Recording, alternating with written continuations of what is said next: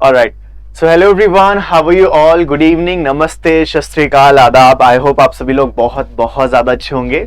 तो देखो आज के इस क्लास में हम क्या करने वाले हैं, क्लास बहुत ही ज्यादा इंपॉर्टेंट होने वाली है क्योंकि हम जितनी भी ऑर्गेनाइजेशन है, ठीक है, वो न्यूज में बनी हुई है। कौन सी ऑर्गेनाइजेशन? जो इंटरनेशनल ऑर्गेनाइजेशन होती है वो न्यूज में बनी रहती है और उससे रिलेटेड काफी सारे क्वेश्चन एग्जाम्स में बनते हैं, ठीक है। उनका चाहे हेडक्वार्टर हुआ, उनके हेड, प्रेसिडेंट या फिर कोई दूसरी न्यूज, तो हम क्या करने वाले हैं, उन सभी ऑर्गेनाइजेशन को बहुत अच्छे से डिटेल में स्टडी करेंगे, ठीक है। और कब से करेंगे? मतलब जनवरी 2023 से लेकर आज की डेट यानी कि टिल डेट तक हम सभी ऑर्गेनाइजेशन को कवर करेंगे जो कि किसी ना किसी न्यूज की वजह से करंट में बनी हुई है, ठीक है। तो आपकी जितनी भी ऑर्गेनाइजेशन है वो सारी यहां से कवर हो जाएंगी। और दूसरी बात ये कि ऑर्गेनाइजेशन तो बहुत सारी है, ठीक है। आपको उनको सबको नहीं पढ़ना क्योंकि वो बहुत ज्यादा पाइल अप हो जाएगा। आपको थोड़ा स्मार्टली वर्क करना है। आपको केवल उन्हीं ऑर्गेनाइजेशन को पढ़ना है जो न्यूज में बनी है किसी ना किसी न्यूज की वजह से। तो हमने पूरा जनवरी से लेकर आज तक की जो डेट है, हमने उन्हीं ऑर्गेनाइजेशन को इसमें इंक्लूड करा है जिसमें जो कि न्यूज की वजह से करंट अफेयर्स में बनी हुई है, ठीक है। तो चलो अब बिना किसी देरी के स्टार्ट कर देते हैं जल्दी से।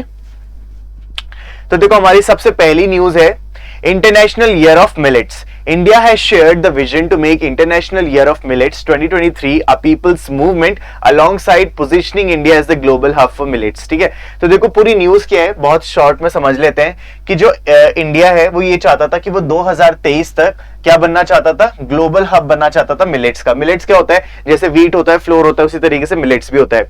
तो अब जो है देखते हैं कि किसने आगे की न्यूज पढ़ते हैं थोड़ा सा। India's proposal to observe an international year of millet in 2023 was approved by FAO, ठीक है, फूड एंड एग्रीकल्चरल ऑर्गेनाइजेशन, ठीक है। अब देखो जो इंडिया है जिन्होंने इंटरनेशनल ईयर ऑफ मिलेट्स मनाया है, ये किसने अप्रूव किया है? Food and agricultural organisation. ये एक इंटरनेशनल ऑर्गेनाइजेशन है FAO। अब हम इसके बारे में बात करेंगे। और उसके बाद आगे क्या लिखा है? And the United Nation General assembly, ठीक है। यूनाइटेड नेशन जनरल असेंबली और FAO ने दोनों ने मिलकर क्या किया है? अप्रूव किया है कि yes, India can also observe international year of millets इन 2023, ठीक है।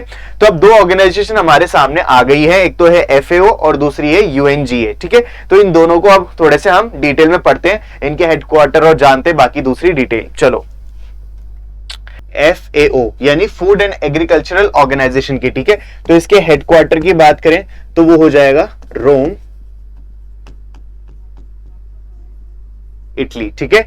और इसके प्रेसिडेंट की बात करें तो इस ऑर्गेनाइजेशन के प्रेसिडेंट वो कौन होंगे? वो होंगे क्यू डोंग्यू, ठीक है। और जो ये ऑर्गेनाइजेशन है, ठीक है, FAO, उसकी पेरेंट कंपनी कौन सी है या फिर पेरेंट ऑर्गेनाइजेशन कौन है? तो वो है यूनाइटेड नेशन, ठीक है। और इसके अलावा एक और चीज आपको याद रखनी है कि हम हर साल 16 अक्टूबर को क्या सेलिब्रेट करते हैं?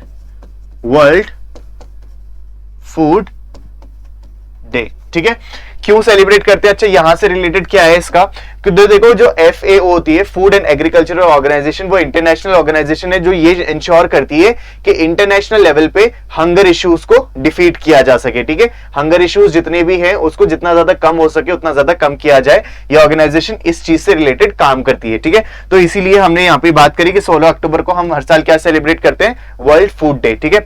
और अगर बात करूं कि ऑर्गेनाइजेशन सेटअप कब हुई थी या फिर स्टेब्लिश कब हुई थी, तो वो है 1945। तो आपको ये सारी डिटेल जो है याद रखनी है, किससे रिलेटेड? FAO से रिलेटेड। चलो अब दूसरा बात कर लेते हैं हम किसकी? UNGA की, ठीक है। आप वैसे चाहो इसका स्क्रीनशॉट या फिर आप लिखना चाहो तो लिख सकते हो। चलिए अब देखो, इसके पहले सबसे पहले हेडक्वार्टर की बात करते हैं UNGA की, तो वो आपका हो जाएगा न्यूयॉर्क, ठीक है। न्यूयॉर्क किसका है? इसका हेडक्वार्टर हो जाएगा। इसकी मेंबर कंट्रीज के बारे में बात कर लेते हैं। इसकी मेंबर कंट्रीज होंगी 193, ठीक है। और इसके अलावा और क्या होता है इसके अंदर? इसके जो 77th UNGA के जो हेड हैं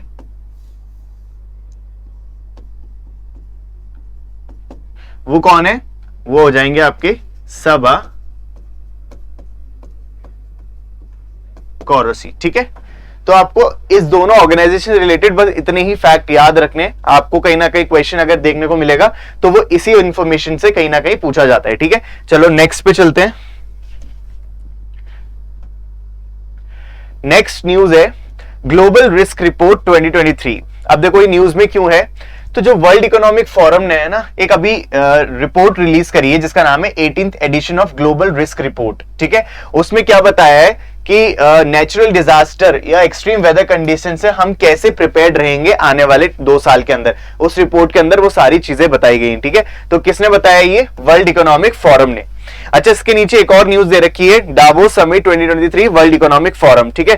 तो 53 एडिशन जो है annual world economic forum summit का, वो भी कहां हुआ है? डावोस स्विट्जरलैंड में, ठीक है। तो यहाँ पे 2 न्यूज निकल के आ रही है, किस ऑर्गेनाइजेशन से रिलेटेड? वर्ल्ड इकोनॉमिक फोरम से रिलेटेड। तो अब हम क्या करेंगे? इस ऑर्गेनाइजेशन को अच्छे से पढ़ेंगे। चलो स्टार्ट करते हैं फिर। वर्ल्ड इकोनॉमिक फोरम, ठीक है, इसका जो हेडक्वार्टर है वो आपका होगा कोलोंगे, स्विट्जरलैंड, ठीक है। इसका फॉर्मेशन ईयर है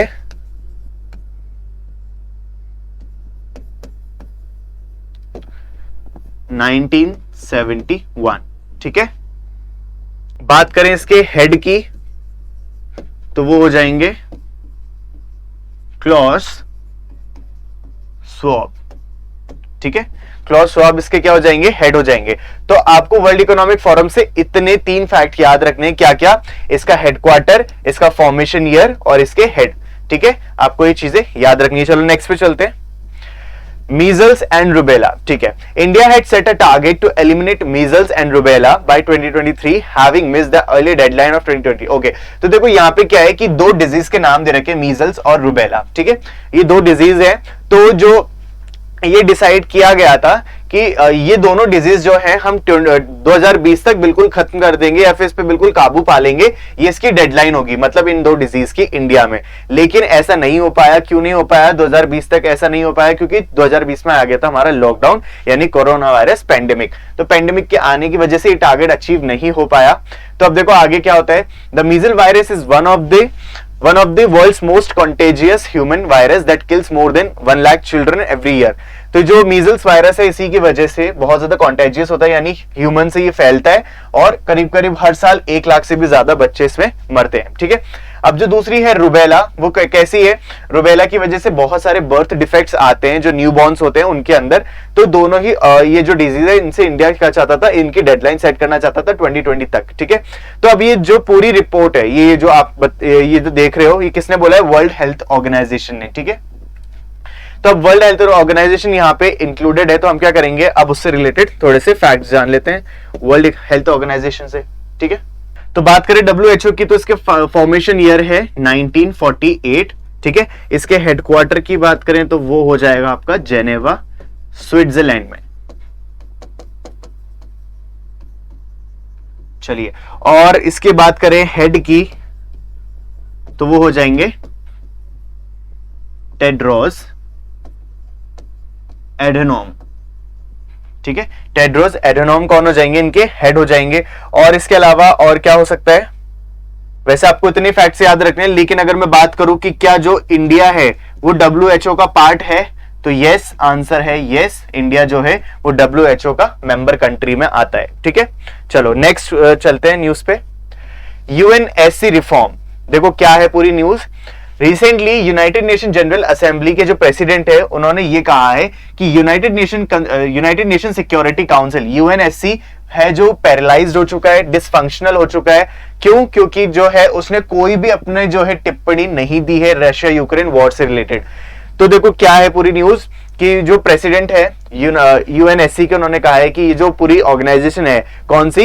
यूनाइटेड नेशन सिक्योरिटी काउंसिल, वो बिल्कुल एकदम पैरालाइज हो चुकी है, डिसफंक्शनल हो चुकी है आज के टाइम में, क्योंकि वो कोई कुछ बोल ही नहीं रही है रशिया यूक्रेन वॉर पे, ठीक है। तो क्या करती है ऑर्गेनाइजेशन? ये ऑर्गेनाइजेशन बेसिकली आप ऐसे समझ लो कि पीस ट्रीटी साइन करवाना हो या फिर 2 कंट्रीज के बीच में पीस बनाए रखना हो तो उसके लिए ऑर्गेनाइजेशन है, ठीक है। लेकिन यहां पे जैसे रशिया और यूक्रेन वॉर हुआ तो इस ऑर्गेनाइजेशन ने कुछ नहीं कहा, तो इस वजह से ये स्टेटमेंट आया, ठीक है। तो ये स्टेटमेंट तो आ गया, अब न्यूज भी समझ ली। अब देखो यहाँ पे एक ऑर्गेनाइजेशन जो है UNSC, उसके बारे में हम थोड़ा सा पढ़ लेते हैं, since we have already covered UNGA, United Nation General Assembly को हमने पीछे कवर कर लिया था। तो अभी हम यहाँ पे क्या करेंगे? UNSC को कवर करते हैं। तो अगर इसकी बात करें हेडक्वार्टर की तो वो आपका हो जाएगा न्यूयॉर्क में, ठीक है।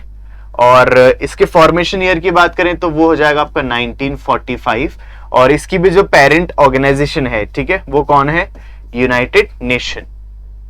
चलो नेक्स्ट न्यूज पे चलते हैं। वर्ल्ड इकोनॉमिक आउटलुक IMF, देखो क्या है पूरी न्यूज। रिसेंटली IMF ने रिलीज की है वर्ल्ड इकोनॉमिक आउटलुक अपडेट, जिसमें कि ये बताया गया है कि जो ग्लोबली फोकास्ट ग्रोथ है 2023 की वो क्या है, ठीक है। उसके अंदर बताया गया है कि जो ग्लोबली मतलब ग्रोथ क्या रहेगी 2023 के अंदर, वो सारी चीजें बताई गई हैं, ठीक है। तो यहाँ पे किसने ये रिपोर्ट पब्लिश करी है या फिर रिलीज करी है? तो वो है IMF, इंटरनेशनल मॉनेटरी फंड। तो हम क्या करते हैं, थोड़ा सा इससे रिलेटेड बात कर लेते हैं, इसके फैक्ट्स के बारे में। तो देखो IMF का जो है फॉर्मेशन ईयर जो है 1945 ही है, ठीक है। और बात करें इसके हेडक्वार्टर की तो वो हो जाएगा आपका वॉशिंगटन DC USA, ठीक है। और बात करें इसके हेड की तो वो है क्रिस्टलीना जॉर्जिवा,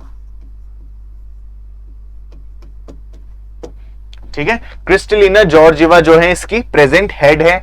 और इसके अलावा अगर बात करें क्या इंडिया मेंबर है IMF का, तो आंसर होगा यस, ठीक है। और इसके अलावा और क्या हो सकता है? चलो बस आपको इतने फैक्ट्स याद रखने हैं इस ऑर्गेनाइजेशन से रिलेटेड। नेक्स्ट न्यूज पे चलते हैं। जीरो ड्राफ्ट पेंडेमिक ट्रीटी, क्या है न्यूज?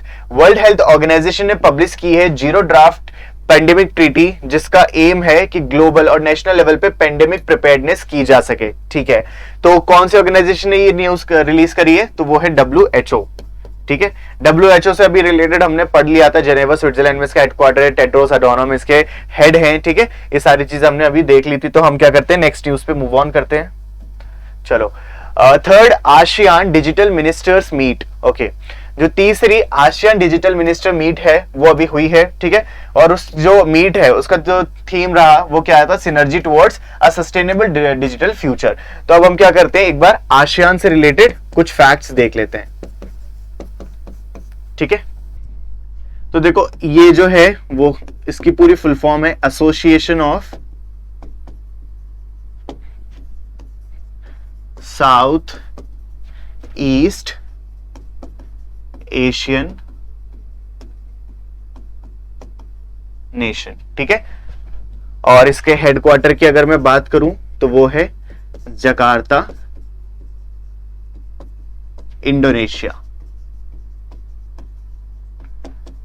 जकार्ता इंडोनेशिया में इसका क्या है? हेडक्वार्टर है। और इसका फॉर्मेशन ईयर है वो है 1967, ठीक है। और इसकी टोटल मेंबर कंट्रीज हैं वो हैं आपकी 10। फिनलैंड जॉइंस नेटो, तो देखो अभी हाल ही में क्या है कि फिनलैंड ने ज्वाइन किया है नेटो को, और इसका हमने क्या किया था, पूरा डिटेल्ड एनालिसिस किया था, पूरा डेडिकेटेड वीडियो है इसके लिए, तो आप उसको जाकर देख सकते हो। उसका लिंक जो है मैं डिस्क्रिप्शन में दे दूंगा, उसको जरूर देखना। उससे देखने के बाद आपको समझ में आएगा कि कैसे कैसे इंटरनेशनली जो कन्फ्लिक्ट्स चलते हैं, इशूज चलते हैं, वो कैसे चलते हैं, ठीक है। और ये ऑर्गेनाइजेशन क्या है क्या नहीं है, ठीक है, सारी चीजें आपको समझ में आएंगी। प्लस इससे आपका सोचने की जो कैपेसिटी है वो भी बढ़ेगी, ठीक है, आपका होराइजन ब्रॉड होगा। तो वो आप वीडियो को जरूर देखना। और अभी हम बात कर लेते हैं यहाँ पे नेटो के बारे में, ठीक है। तो देखो जो नेटो है उसका मतलब है नॉर्थ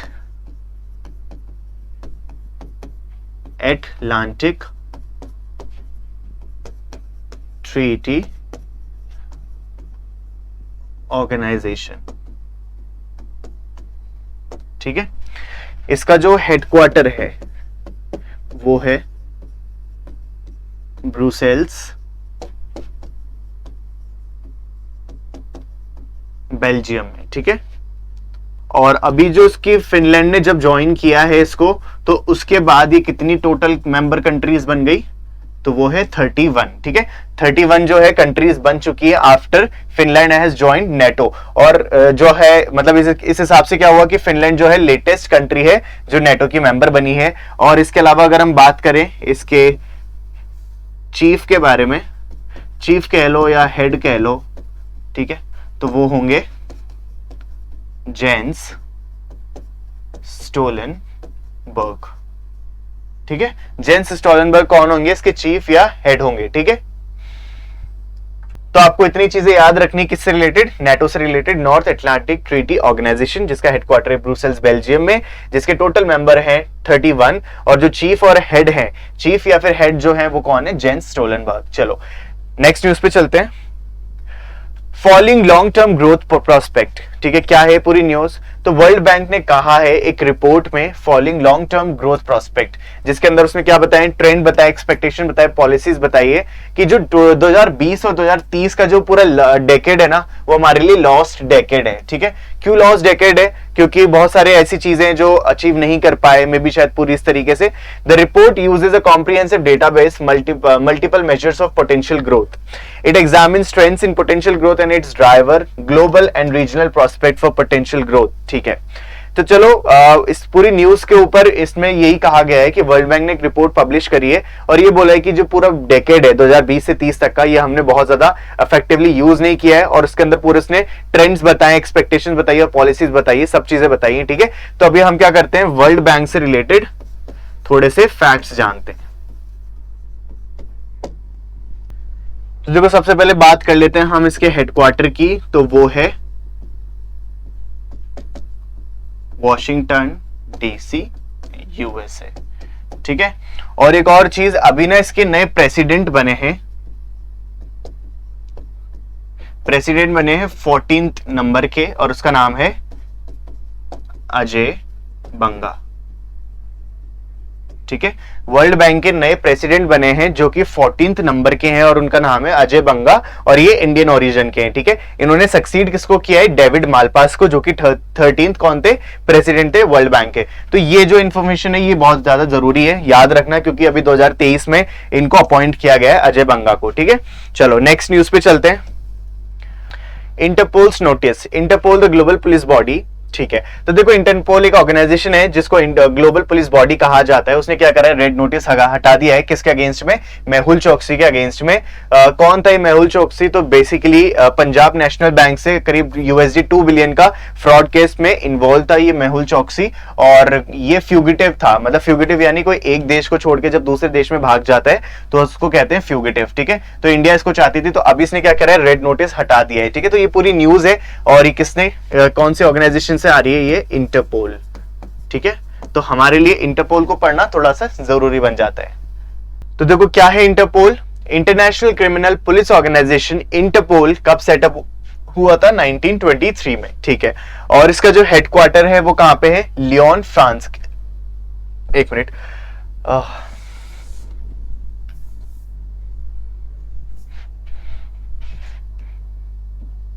तो क्या है Interpol? International criminal police organisation जो है, ये जो इंटरपोल है वो कब सेटअप हुआ था? 1923 में। ओके, और इसका जो हेडक्वार्टर है, ठीक है, हेडक्वार्टर कहां पे? इसका लियोन, फ्रांस के अंदर। ठीक है, और इसकी अभी इंटरपोल की टोटल मेंबर कंट्रीज कितनी है? 195। ठीक है, और इंडिया जो है इसका मेंबर बना था 15 अक्टूबर 1949 को। ठीक है, और जितने भी क्रिमिनल केसेस होते हैं अक्रॉस द ग्लोब, उन सभी को ये क्या करते हैं? एड्रेस करते हैं। ठीक है, ये कौन सी ऑर्गेनाइजेशन? Interpol organisation. चलो नेक्स्ट न्यूज पे चलते हैं। अब देखो, यूनाइटेड नेशन की कुछ स्पेशलाइज्ड एजेंसीज हैं जो उसके अंडर में आती हैं, तो एक बार हम क्या करते हैं? उनके सभी के थोड़े थोड़े फैक्ट्स देख लेते हैं। तो अभी देखो, यहाँ पे सबसे पहली ऑर्गेनाइजेशन है वर्ल्ड इंटेलेक्चुअल प्रॉपर्टी ऑर्गेनाइजेशन। ठीक है, तो हम सबसे पहले इससे रिलेटेड फैक्ट्स देखते हैं कुछ। तो ये जो है वर्ल्ड इंटेलेक्चुअल प्रॉपर्टी ऑर्गेनाइजेशन, ये कभी एस्टेब्लिश हुई थी? 1967 में। ठीक है, और इसका जो हेडक्वार्टर है वो कहाँ है? जेनेवा, स्विट्जरलैंड में। और जो है हम वर्ल्ड इंटेलेक्चुअल प्रॉपर्टी डे जो मनाते हैं वो मनाते हैं 26 अप्रैल को, तो आपको ये भी याद रखना है। ठीक है, और फिर इसके बाद ये काफी सारे कन्वेंशन हैं जो आपको इतने ज्यादा यूजफुल नहीं है, मतलब आपको नहीं याद रखने हैं एक तरीके से। चलो नेक्स्ट पे चलते हैं। तो नेक्स्ट आती है हमारी IMO, नहीं पहले वर्ल्ड मेट्रोलॉजिकल ऑर्गेनाइजेशन भी है। ठीक है, तो सबसे पहले वर्ल्ड मेट्रोलॉजिकल ऑर्गेनाइजेशन जो कि स्टैब्लिश होती है 1873 में। ठीक है, इसका जो हेडक्वार्टर है वो है आपका जेनेवा, स्विट्जरलैंड में। ठीक है, वर्ल्ड मेट्रोलॉजिकल ऑर्गेनाइजेशन का हेडक्वार्टर कहां पे है? जेनेवा, स्विट्जरलैंड में। और इसके अलावा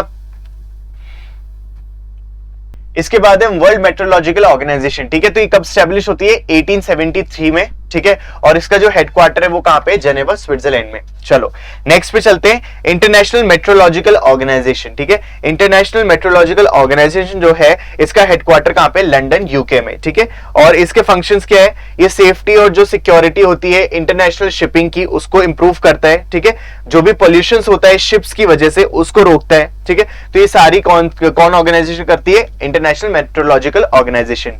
और इसके जो अभी टोटल करंट में जो है 193 कौन है, मेंबर कंट्रीज हैं, जिसके अंदर इंडिया भी इंक्लूडेड है। ठीक है, 193 क्या है, मेंबर कंट्रीज है, और उसमें इंडिया भी इंक्लूडेड है। और हर साल हम क्या करते हैं, वर्ल्ड मेट्रोलॉजिकल डे मनाते हैं। कब, 23 मार्च को। 23 मार्च को हम क्या मनाते हैं, वर्ल्ड मेट्रोलॉजिकल डे। चलो इसके बाद जो है हमारी नेक्स्ट ऑर्गेनाइजेशन आती है international monetary fund. International monetary fund IMF के बारे में अभी हमने पीछे पढ़ा था। ठीक है, तो एक बार वापस से देख लेते हैं। आईएमएफ का हेडक्वार्टर कहां पे, वॉशिंगटन डीसी में। और इसका पूरा फंक्शन क्या है, तो ये ग्लोबल फाइनेंशियल असिस्टेंस प्रोवाइड कराती है, मतलब फाइनेंस से रिलेटेड जितनी भी असिस्टेंस चाहिए दूसरे किसी कंट्री को, तो वो आईएमएफ पूरा करता है, जस्ट लाइक वर्ल्ड बैंक। ठीक है, और इसके अलावा और क्या करता है, फाइनेंसिंग फॉर डेवलपिंग कंट्रीज, मतलब अगर किसी कंट्री को डेवलप करना है तो उसके लिए अगर किसी को फाइनेंस की रिक्वायरमेंट है तो भी आईएमएफ करता है। ठीक है, तो और ये एक्सचेंज रेट को स्टेबल करने के लिए किया जाता है।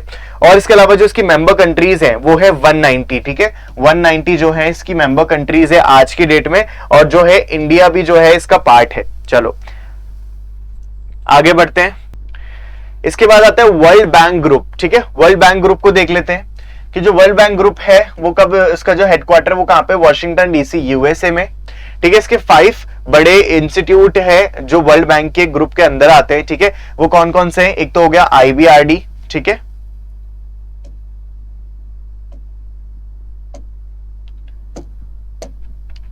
एक तो हो गया आईबीआरडी और एक हो गया वर्ल्ड बैंक। ठीक है, एक आईएफएससी हो गया और एक आईडीए हो गया, एक आईसीएसआईडी हो गया, या फिर एमआईजी हो गया। तो ये सारी की सारी जो ऑर्गेनाइजेशन है ये किसके अंडर में आती है, वर्ल्ड बैंक ग्रुप के अंडर में। ठीक है, और ये वर्ल्ड बैंक ग्रुप जो है इसका काम क्या होता है, फंक्शंस क्या होते हैं, लोन्स प्रोवाइड करना, क्रेडिट देना, ग्रांट्स देना। ठीक है, इन्वेस्टमेंट एडवाइस, ये सारी चीजें जो होती हैं वर्ल्ड बैंक करता है। ठीक है, अभी जो मेंबर कंट्रीज है वर्ल्ड बैंक की वो है 189। ठीक है, 189 जो है मेंबर कंट्रीज है वर्ल्ड बैंक की, और इंडिया जो है वो फाउंडिंग मेंबर है आईबीआरडी का, आईएफएससी और आईडीए का। ठीक है, फाउंडिंग मेंबर मतलब जब ये ऑर्गेनाइजेशन बन रही थी उस टाइम पर भी इंडिया जो था मेंबर कंट्री था, तो मतलब वर्ल्ड बैंक का बाय डिफॉल्ट जो है इंडिया क्या बन जाता है, मेंबर। ठीक है, और वर्ल्ड बैंक ने एक खुद से प्रॉमिस कर रखा है कि जो पुवर्टी है, एक्सट्रीम पुवर्टी है, उसको एंड कर देंगे बाय 2030। ठीक है, चलो नेक्स्ट पे चलते हैं।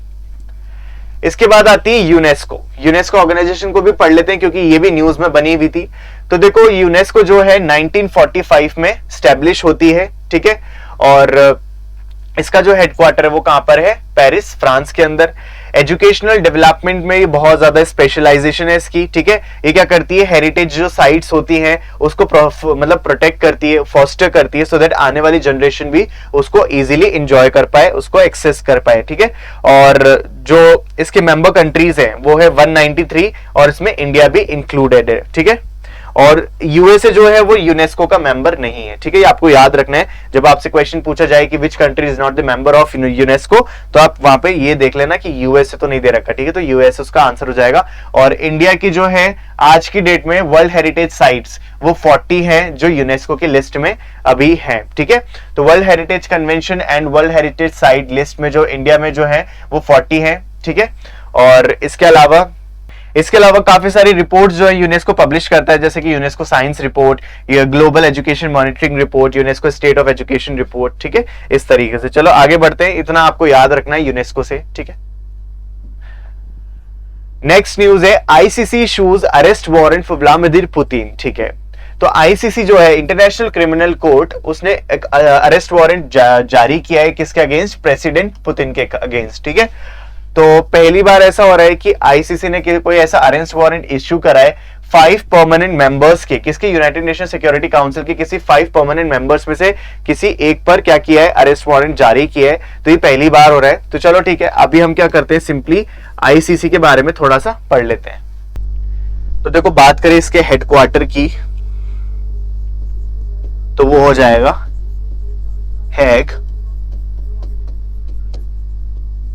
नीदरलैंड्स।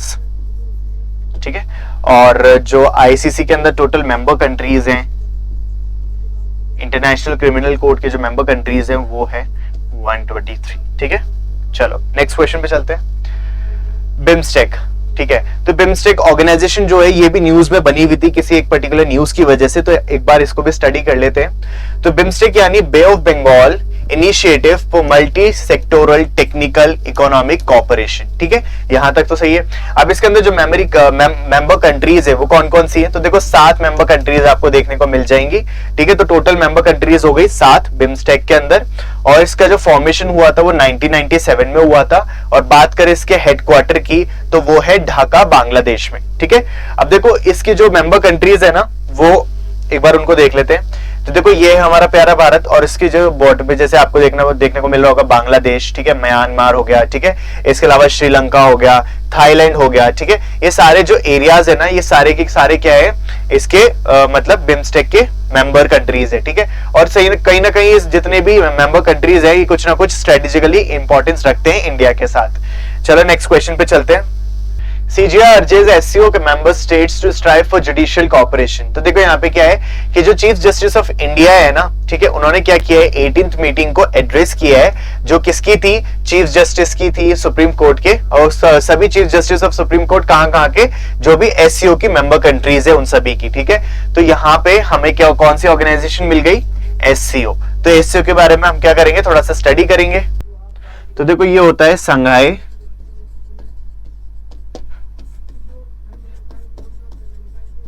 Corporation organisation. ठीक है, संघाई कॉर्पोरेशन ऑर्गेनाइजेशन होती है, और इसके हेडक्वार्टर की बात करें तो वो है बीजिंग, चाइना। ठीक है, और इसके अलावा अगर मैं बात करूं SCO 2023, SCO की जो 2023 वाली मीटिंग है वो कौन होस्ट कराने जा रहा है, तो वो है प्यारा भारत, इंडिया। ठीक है, इंडिया जो है वो चेयर करेगा SCO की 2023 की मीटिंग। अच्छा, इसके अलावा एक और है जो 2023 में जो भारत है उसको चेयर करेगा उस मीटिंग को, तो वो है G20। ठीक है, तो G20 और SCO की 2023 वाली जो मीटिंग होगी वो कौन होस्ट करेगा, हमारा प्यारा भारत। ठीक है, तो ये आपको ये वाले फैक्ट्स याद रखने हैं यहाँ से। चलो नेक्स्ट पे चलते हैं। तो देखो अगली न्यूज जो है वो G20 से रिलेटेड ही है, तो एक काम करते हैं पहले न्यूज को देख लेते हैं। तो इंडिया की जो G20 प्रेसिडेंसी है उसने काफी सारे मल्टीलैटरल रिफॉर्म्स प्लेस किए हैं। ठीक है, और इंडिया ये कहना चाहता है कि उसका जो एजेंडा होगा, ठीक है, वो क्या होगा, इंक्लूसिव होगा, एम्बिशियस होगा, एक्शन ओरिएंटेड होगा। ठीक है, तो इंडिया यही कहना चाहता है कि जो उसका मतलब प्राइमरी ऑब्जेक्टिव होगा G20 का जो प्रेसिडेंटशिप जो करने वाला है उसमें ग्लोबल कंसेंसस बैठाना होगा, किस पे, क्रिटिकल डेवलपमेंट पे और सिक्योरिटी इश्यूज पे। ठीक है, तो चलो एक बार G20 से रिलेटेड और फैक्ट्स देख लेते हैं। तो देखो जो G20 जो है ना वो स्टैब्लिश या फिर आया कब था ये, तो ये आया था 1999 के अंदर। ठीक है, G20 1999 के अंदर आया था, और अभी हमने बात करी थी कि जो G20 है वो 2023 में इंडिया होस्ट करने वाला है। ठीक है, ये हो गया। लेकिन अगर इसकी बात करें थीम की, ठीक है, तो इसकी जो G20 की जो थीम होगी 2023 के अंदर वो होगी one earth, one family, one future. क्या होगा, वन अर्थ, वन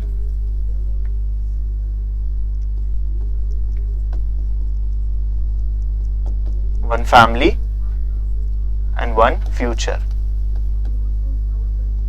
ठीक है, one earth, one family and one future जो उसकी थीम होगी कब के लिए, 2023 की जो इंडिया मीटिंग मतलब चेयर करेगा इसकी G20 की, उसके अंदर ये वाली थीम रहेगी। ठीक है, और अगर बात करें अभी तक G20 की टोटल कितनी मीटिंग हो चुकी है, तो वो हो चुकी है 17th टोटल जो है मीटिंग हो चुकी है G20 की। ठीक है, तो यहां से आपको इतने फैक्ट्स याद रखने हैं। ठीक है, चलो India EU trade and technology council. तो देखो क्या है पूरी न्यूज, तो इंडिया की जो फर्स्ट मिनिस्ट्रियल मीट है इंडिया यूरोपियन यूनियन की, किसके ऊपर, ट्रेड एंड टेक्नोलॉजी काउंसिल के ऊपर, वो कहां पे हुई है, ब्रुसेल्स बेल्जियम में। अच्छा, ब्रुसेल्स बेल्जियम में अभी किसी का हेडक्वार्टर था, अभी हमने प्रीवियस स्लाइड में बात करी थी, तो वो कौन थी, नेटो ऑर्गेनाइजेशन जो है उसका कहां पे हेडक्वार्टर है, ब्रुसेल्स बेल्जियम में। ठीक है, तो चलो अभी नेक्स्ट पे चलते हैं, इसमें और कुछ है नहीं। तो यहाँ पे आती है हमारी next organisation, World Trade Organisation, ठीक है। तो ये भी न्यूज में बनी हुई थी, तो एक बार इसको भी स्टडी कर लेते हैं। तो वर्ल्ड ट्रेड ऑर्गेनाइजेशन जो है, ठीक है, उसके जो डायरेक्टर जनरल है, ठीक है, वो कौन है? नगोची ओकोन्जो इविएला, ठीक है। यहाँ पे हम लिख देते हैं थोड़ा सा बड़ा, अगर आपको नहीं दिख रहा हो तो, नगोची ओकोन्जो इविएला, ठीक है। स्पेलिंग ठीक है ना ये? ओके। तो ये जो है कौन है? डायरेक्टर जनरल है वर्ल्ड ट्रेड ऑर्गेनाइजेशन की। इसके अलावा हम बात करें तो ये जो है वो फर्स्ट अफ्रीकन ऑफिशियल है या फिर फर्स्ट विमेन है जो इस पोजीशन को होल्ड कर रही हैं। और यहाँ पे हम बात करें तो ये जो WTO है ना, उसको मतलब वो पहले क्या हुआ करता था, उसको गेट कहा करते थे, यानी कि general agreement on tariff and trade, ठीक है, गेट कहा जाता था। लेकिन अब उसका फिर नाम बदल के क्या कर दिया गया है, ये WTO, ठीक है। तो 1947 में क्रिएट किया गया था इसको। इसके अलावा जो एग्रीमेंट WTO का मतलब WTO जब स्टैब्लिश हुआ था तो एक एग्रीमेंट के बेसिस पे हुआ था और वो था माराकश एग्रीमेंट, ठीक है। तो आपको ये चीजें याद रखनी है WTO से रिलेटेड। चलो अब देखो यहाँ पे जो हम बात करने वाले हैं ना, वो कौन सी ऑर्गेनाइजेशन है? वो है OECD, ठीक है। OECD जो ऑर्गेनाइजेशन है, यानी कि organisation for economic corporation and development, ठीक है, उसके बारे में बात करने जा रहे हैं। तो इसका फाउंडेशन ईयर क्या है? 1961, ठीक है। और इसका जो हेडक्वार्टर है वो कहाँ है? पेरिस, फ्रांस के अंदर। टोटल मेंबर कंट्रीज क्या है? 36, ठीक है। इंडिया जो है OECD का मेंबर नहीं है, ठीक है, लेकिन इकोनॉमिक पार्टनर कह सकते हो, ठीक है। इसके अलावा जो ये किस तरीके की रिपोर्ट्स जो पब्लिश करता है OECD, तो देखो government at a glance report publish करता है, इंटरनेशनल माइग्रेशन आउटलुक प्रोड्यूस करता है रिपोर्ट, और OECD बेटर लाइफ इंडेक्स भी जो है आपका OECD ही देता है रिपोर्ट, ठीक है। अब इसके बाद क्या है OECD? तो देखो ये एक इंटर गवर्नमेंटल इकोनॉमिक ऑर्गेनाइजेशन है, ठीक है, जिससे कि क्या हो, पूरे वर्ल्ड ट्रेड जो होता है, ठीक है, जो मतलब एक कंट्री से दूसरे कंट्री के बीच में जो ट्रेड होता है उसको और स्ट्रॉन्ग कर सके, उसको और ज्यादा स्टिमुलेट कर सके फॉर इकोनॉमिक ग्रोथ, ठीक है। तो ये उसका काम करता है। तो चलो, अच्छा वैसे जो आपने HDI ह्यूमन डेवलपमेंट इंडेक्स देखी होगी, वो भी कौन रिलीज करता है? वो भी हमारा OECD करता है, ठीक है। State of World Population 2019 UNFPA. According to State of World Population 2019 report, United Nations Population Fund, India population grew at an average rate of 1.2% annually between 2010 and 2019, which is more than double the annual growth rate of China. तो ये news तो हमें पता ही है कि अब जो है इंडिया जो है पॉपुलेशन के टर्म्स में चाइना को सरपास कर चुका है। तो यहाँ पे वही बात की जा रही है, ये पहले की न्यूज होगी जहाँ पे बताया जा रहा है कि इंडिया की जो ग्रोथ है वो चाइना की ग्रोथ से काफी मतलब डबल है। और तो फिर उसके बाद जो रिजल्ट आया वो यही आया कि अभी हम चाइना को सरपास कर चुके हैं इन टर्म्स ऑफ पॉपुलेशन। अच्छा, तो ये किसने डेटा पब्लिश किया है, रिपोर्ट किसने पब्लिश की है? यूनाइटेड नेशन पॉपुलेशन फंड, तो UNFPA।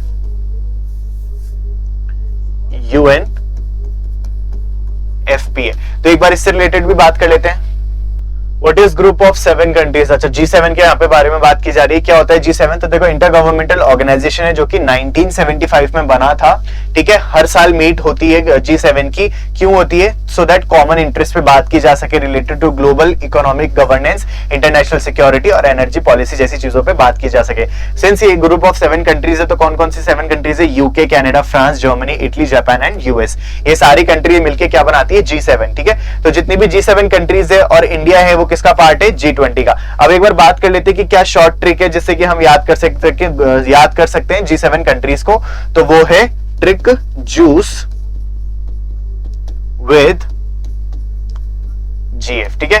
अब इसके अंदर जो लेटर्स है ना वो हर किसी एक कंट्री को रिप्रेजेंट करता है। जैसे कि यहाँ पर देखो J से बनेगा जापान, U से USA, I से इटली, C से कनाडा, E से इंग्लैंड और G से जर्मनी और F से फ्रांस, ठीक है। तो इस तरीके से आप क्या कर सकते हो, उसको याद कर सकते हो। So that's all for today. तो आज की इस क्लास में या सेशन में हमने ये जाना जितनी भी रीसेंट जो भी ऑर्गेनाइजेशन न्यूज में बनी हुई थी उनसे रिलेटेड हमने डिटेल्स में थोड़ा सा बात करी, उसके हेडक्वार्टर्स, उसके हेड, ठीक है, वो क्या करती है ऑर्गेनाइजेशन, इस तरीके की चीजें, ठीक है। तो आप इसको गो थ्रू करना और हो सके तो आप इसके नोट्स बना लेना, ठीक है। तो और ज्यादा आपको यह पढ़ने की जरूरत नहीं है। हेडक्वार्टर, उसके हेड और इस तरीके के क्वेश्चन आते हैं वन डे कॉम्पिटेटिव एग्जाम्स में, तो आप इनको जरूर पढ़ के जाना, ठीक है। तो इसी तरीके की GK GS current affair update, job vacancy preparation strategy और कॉम्प्लेक्स इश्यूज के एनालिसिस को पाने के लिए चैनल से जुड़ना मत भूलना। सब्सक्राइब बटन को प्रेस करके और GK24 एप्लीकेशन को भी डाउनलोड कर लेना, क्योंकि यहाँ पे आपको मिलता है बहुत सारा free material related to current affairs. ठीक है, डेली करंट अफेयर अपडेट्स यहाँ पे आपको देखने को मिलेंगे जो कि बाइलिंगुअल होते हैं, इंग्लिश और हिंदी दोनों में होते हैं। और इसके अलावा MCQ भी मिलेंगे आपको कि आपने कितना सीखा वो, और हिस्ट्री, पॉलिटी, ज्योग्राफी और इकोनॉमिक्स जैसे सब्जेक्ट से भी रिलेटेड काफी सारा फ्री कंटेंट अवेलेबल है। और इस सारा का सारा आप ही के लिए डिजाइन किया गया है, तो आप इसको प्ले स्टोर से डाउनलोड कर सकते हो फॉर फ्री। ठीक है, तो जाओ इसका ज्यादा से ज्यादा लाभ उठाओ। And thank you so much for watching video till here. तो चलो फिर मैं मिलता हूं आपसे अगली क्लास में, जहां हम बात करेंगे ऐसी किसी एक बढ़िया से टॉपिक के बारे में जो हमारे एग्जाम को और ज्यादा, एग्जाम प्रिपरेशन को और ज्यादा स्ट्रांग बना दे। Thank you so much, I will meet you in the next class. Till then stay happy and keep learning.